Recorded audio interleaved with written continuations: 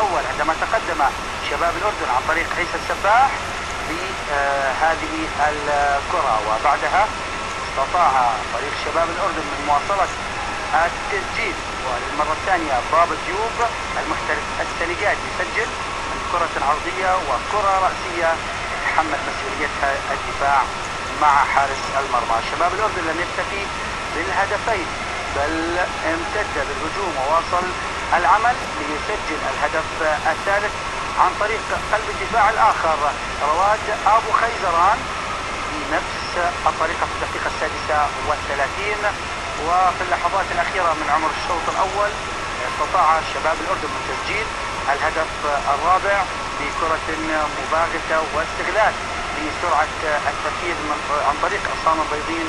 الكرة التنفيذ السريع والتسجيل كان لمحمد عمر الشيشاني. شباب الأردن تقدم ب4 أهداف كاملة، لكن ركان الخازي أعطى فريق الرمز الرصيص من الأمل للعودة للمباراة عندما قلص الفارق في اللحظات الأخيرة والأنفاس الأخيرة من عمر الحصة الأولى بكرة رأسية. وفي الشوط الثاني الرمز دخل بكل قوة مع تبديل يقلص الفارق من جديد عن طريق حمزة الدردور في الدقيقة 50، ومن ثم الدقائق الأخيرة المجنونة حمزة الدردور يسجل الهدف الثالث، وبعد ذلك استعصى كلا المرميين لتنتهي المباراة ب4 أهداف لشباب الأردن مقابل 3 للرمزة في واحدة من أجمل المباريات.